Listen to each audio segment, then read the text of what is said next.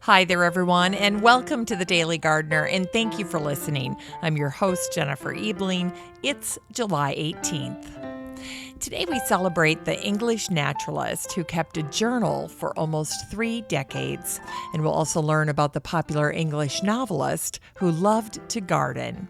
We'll salute the father of American landscape architecture and his trip to Gettysburg on this day in 1863.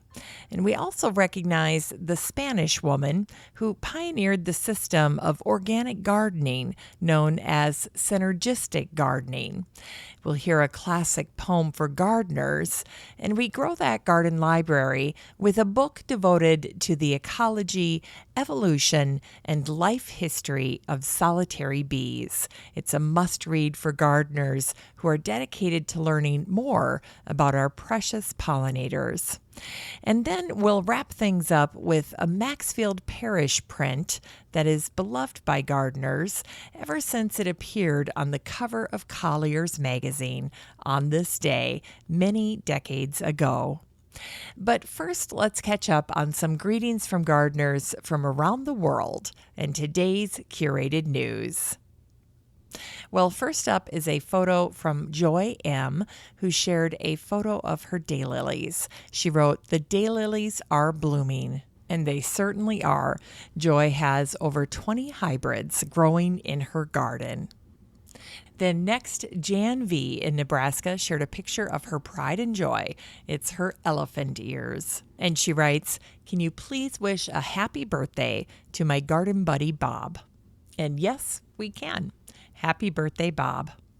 And then finally, Erin M. wrote in to show a picture of her tomatillos. And she writes, "I don't know why, but they're doing especially well this year." And you know, I have some tomatillos on my patio right now, and they're doing great here as well. So maybe it's the year of the tomatillo. Who knows? All I know is it was not a good year for radish for me this spring. So hopefully you had better luck with your radish than I did. I was talking to Mom about this last week. Their radish crop was a bust as well. So I don't know why, but this was not a good year for radish for us, which bums me out because I really love radish. But we'll give it another go in August, and we'll see if we do better in the back half of the summer. All right, that's it for today's Gardener Greetings. Now, if you'd like to participate in the Gardener Greetings segment, just send your garden pics, stories, birthday wishes, and so forth to me at jennifer@thedailygardener.org. That's jennifer@thedailygardener.org. Here's today's curated news. Well, I've been excited to share this post with you by Mary Kate Mackey. She wrote it a few weeks ago, and it's called, "This 5-minute exercise will make you a better gardener." What a great title. And here's a little excerpt from Mary Kate's post. She writes, "Phyllis Helland is a friend of mine who's a home gardener and also an artist by profession. Every day she spends a few minutes observing and drawing the growth on a single plant. This is an exercise in seeing, not producing a recognizable sketch. And Phyllis advises that if you think you don't draw well, simply switch to your non-dominant hand. I always see more when I do that because it slows me down. Or use a phone camera instead. That's more of a broad stroke, but it still helps me see. It's like being a little kid again. Kids notice things, and the adults are astonished." Now, how does this simple exercise help your gardening? That's the question that Mary Kate asks. And Phyllis says it will raise your awareness of what's going on around you, whether it's those previously unnoticed predaceous bugs on the beans or a glorious unplanned flower combination. The daily observations can also deepen your knowledge. And oh, did I love that insight. So I'm going to try this. I thought this was fantastic. And how much more simple could it be? So give it a try this weekend. The 5-minute exercise that will make you a better gardener And all you have to do is observe and draw the growth on a single plant. It's a deal. Done. Now, if you'd like to check out Mary Kate's post for yourself, and I think you should, just search for the word better in the Facebook group for the show, and this post will pop up. Now, recently I've started collecting cuttings from my garden to make my own potpourris and sachets. And you can read all about it in my blog post, but I thought I'd just quick share this marvelous quote from Eleanor Sinclair Road about this lovely garden pastime. She wrote, "No bought potpourri is so pleasant as that made from one's own garden. For the petals of the flowers one has gathered at home hold the sunshine and memories of summer. And of past summers, only the sunny days should be remembered." It's great advice. And finally, I wanted to share this little reminder with you to do a summer check of all of your irrigation systems so that you can repair anything that's broken.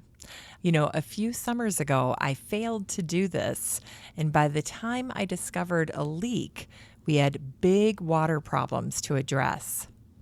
Just this past week, I noticed that one of my sprinkler heads had lost its rotation setting, and so I was actually watering the neighbor's lawn instead of this area where I had just planted new shrubs.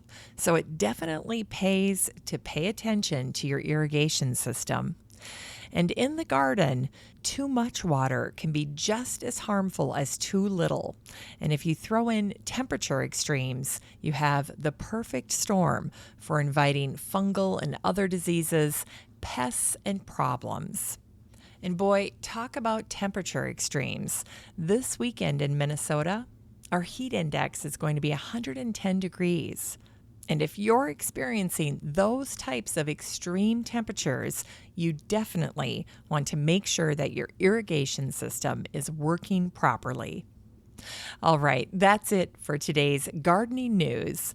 Now, if you'd like to check out any of my curated news articles or original blog posts for yourself, you're in luck because I share all of it with the listener community in the free Facebook group for the show, the Daily Gardener Community. So there's no need to take notes or search for links.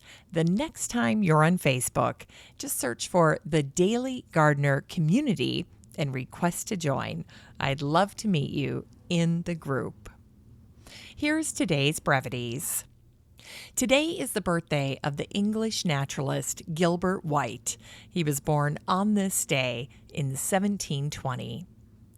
Gilbert kept a journal for almost 3 decades, and he recorded his observations of his garden. Gilbert's observations were eventually published as a calendar of flora and the garden, and then they were woven into a book called The Naturalist's Journal. People immediately recognized that Gilbert had a gift for observation and for describing with vivid clarity the natural world. Here's a little excerpt from what he wrote in his journal on this day in 1781. It was his 61st birthday. He wrote, "Farmers complain that their wheat is blighted. In the garden at Dowlands stands a large Liriodendron tulipifera, or tulip tree, which was in flower. The soil is poor sand, but it produces beautiful pendulous larches. Mr. R's garden abounds in fruit and in all manner of good and forward kitchen crops. Many China asters this spring seeded themselves there. Some cucumber plants also grew up of themselves from the seeds of a rejected cucumber thrown aside last autumn. Mr. R's garden is at an average of fortnight before mine." Gilbert White's journals are a treasure, and luckily we can read them for ourselves now online at one of my favorite websites. It's called The Natural History of Selborne, The Journals of Gilbert White. And you can find it at naturalhistoryofselborne.com. And I'll have a link to it in today's show notes as well. And today is the anniversary of the death of the author and gardener Jane Austen, who died on this day in 1817. Jane loved gardens. She had a heart for ornamentals, herbs, and kitchen gardening. And her family always had a garden, growing their food and beautifying their homes with flowers. In every one of her books, Jane included gardens. And we know from her letters to her sister Cassandra that the gardens brought her joy, and they were also very grounding for her. In 1807, Jane wrote about the redesign of her garden, which included syringa or mock orange and laburnum, a small tree with beautiful hanging yellow flowers in the spring, which is how it got the common name golden chain or golden rain. Jane wrote, "I could not do without a syringa." And we also talk of a laburnum. The border under the terrace wall is clearing away to receive currants and gooseberry bushes, and a spot is found very proper for raspberries. And in 1814, she wrote about the garden outside the rented room where she was staying. She wrote, "The garden is quite a love. I live in the room downstairs. It's particularly pleasant, opening upon the garden. I go and refresh myself every now and then come back to solitary coolness." Wonderful.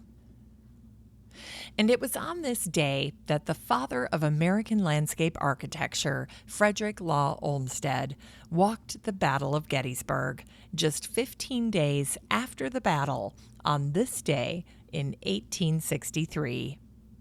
Now, many people don't remember that Olmsted served as the General Secretary of the United States Sanitary Commission.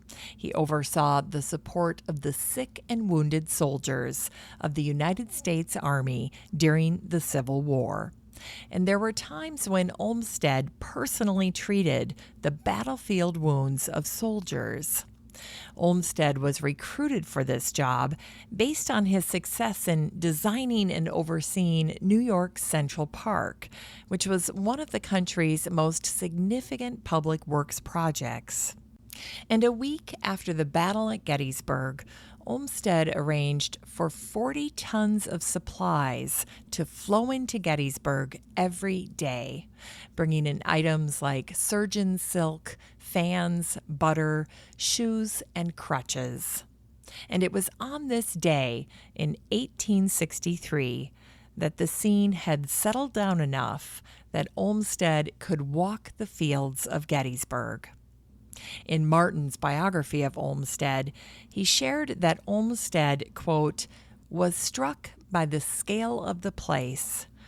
Everything had happened across distances far greater than he had supposed." Ever attuned to the landscape, Olmsted also noted that, quote, "the hills were gentle and rolling, so very out of kilter with the carnage that was everywhere still in evidence." Olmsted came across spent shells and twisted bayonets, broken down wagons, and half-buried dead horses. And particularly touching to Olmsted was the random strew of Union and Confederate caps, often together on the ground, shot through with bullet holes. And today is the birthday of the Spanish woman who pioneered a system of organic gardening known as synergistic gardening, Amelia Haslip, who was born on this day in 1937. Amelia was born in Barcelona, and as a young adult, she embraced communal living and was part of the hippie movement. Amelia managed to make her way to California, where she worked on ecological farms. And at the time, Ruth Stout's no-work gardening and Alan Chadwick's raised bed concept were all the rage. Back in 1977, Masanobu Fukuoka's book, The One Straw Revolution, was translated into English. Amelia got a copy, read it, and immediately set about applying the principles in her own garden. And by the time Amelia started tinkering with Fukuoka's principles, she was 40 years old, and she'd been gardening for about 17 years. The gardening system Amelia Hayslip devised became known as synergistic gardening, and it was a mashup of Fukuoka's ideas and elements of permaculture. And Amelia was the perfect person to come up with synergistic gardening. She was attuned to nature, and she questioned the effectiveness of human methods that altered natural systems. YouTube has a great video of Amelia showing how she created an edible vegetable garden. She said, "The work of Fukuoka was proof that my intuition was right, meaning that working the land is not necessary. However, when I started to reproduce it, the results I obtained were so poor that I quickly understood the need to modify and adapt his system to other cultural and climatic conditions. This is how it was born, what I decided to call synergic agriculture." Back in 2012, Monica Brandeis wrote an excellent article on Amelia, and it was featured in the Tampa Tribune. Here are some highlights. She writes, "I watched a DVD of The Synergistic Garden with Amelia Hayslip twice, and I learned some new ideas that Rosalind Baker is already using with success." Hayslip says the following: "Don't worry about fertilizer. Don't disturb the soil any more than necessary. No tilling or digging. No stepping that compacts the soil. This way, the earthworms and microorganisms in the soil can work with multiplied efficiency. And instead of the soil wearing out as it does in modern agriculture, it gets better year by year. Cut down on compost. Hayslip uses no compost except in potting soil, in flats in the greenhouse. Elevate beds. Hayslip's beds are elevated 10 to 30 inches by digging deeper paths and piling the soil up on the beds that are 4 feet wide, so it's possible to reach the center without stepping in. Her paths, by the way, are 20 inches wide. Cover the soil with mulch. The beds are always covered with organic mulch straw in her case, leaves in mine. But I have sinned by leaving some soil bare. I will try never to do that again. Nature always keeps the soil covered." Hayslip pulls back the mulch to add seeds or transplants, but pushes it back right away around the transplants. And Hayslip removes spent plants by cutting them off just above ground level so the roots stay in the ground, which is very important. And the part of the plant that you don't eat is laid on top as additional mulch. And over the years, you need less and less mulch. Finally, use the weeds you pull. Weeds are pulled out by the roots and laid in the path until they're dead. Then they're added to the mulch. At first, Amelia's beds need hand weeding as much as any other bed, but as the years go by, they need less and less weeding. And Hayslip used a spoon to plant some of her transplants and a trowel for the ones that needed a larger hole, but that was the extent of her digging. And Monica ends her piece by saying, "I'm now doing as much of this as possible. It's never too late to learn." Great article. In Unearthed Words, here's a poem called The Gardener by Robert Louis Stevenson, the Scottish novelist and poet, from his book, A Child's Garden of Verses.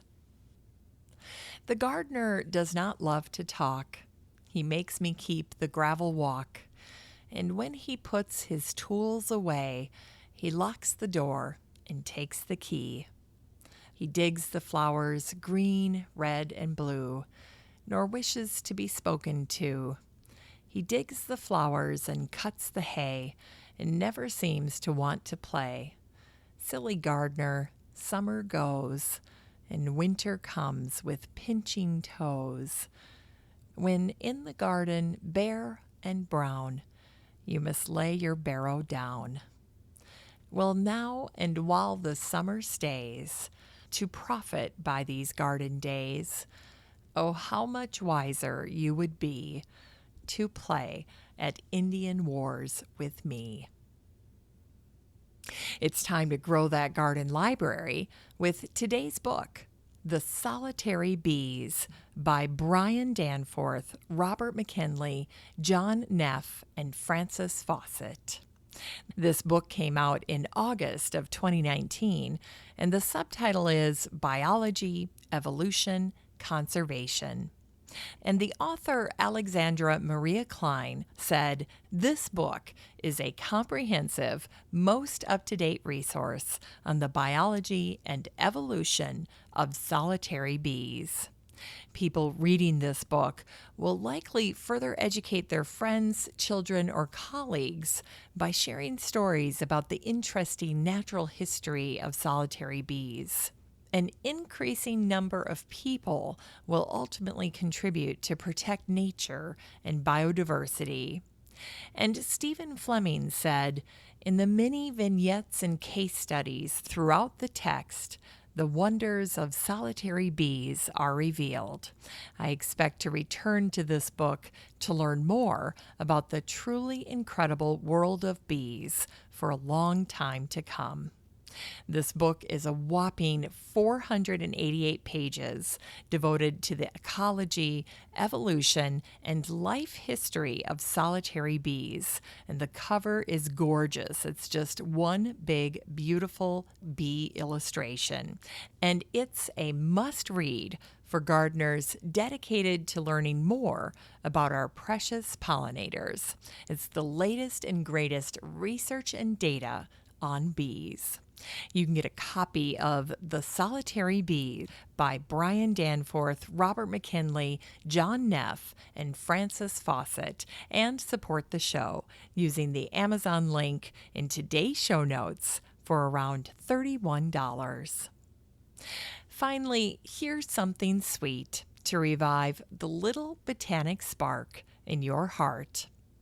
On this day in 1908, the Maxfield Parrish print called The Botanist appeared on the cover of Collier's magazine. Parrish's image shows a full-length profile of a man wearing a long botanical green coat. In his raised right hand, he is holding a plant, and in his left hand, he is clutching a magnifying glass. Some opened reference books are tucked under his arm, and he has a specimen case slung over his back. This classic image was made into poster-sized prints in the 1970s. This piece was a departure for Maxfield Parrish, and it's one of my favorite pieces of botanical art. Thanks for listening to The Daily Gardener, and remember, for a happy, healthy life, garden every day. The Daily Gardener is produced in lovely Wyoming, Minnesota with the help of Paige Mance, Brooke Bierbaum, Kiana Rayleigh, Maddie Doyle, Natalie Decker, and Eric Begay. You can find The Daily Gardener on all your favorite social media. You can follow the show on Instagram, and listeners always have a standing invitation to join the free Facebook group for the show. Just search for Daily Gardener Community the next time you're on Facebook and request to join.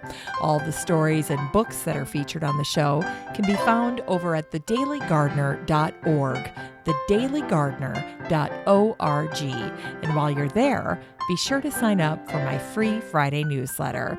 Last but not least, you can share your own gardener greetings on the show by emailing me at jennifer@thedailygardener.org.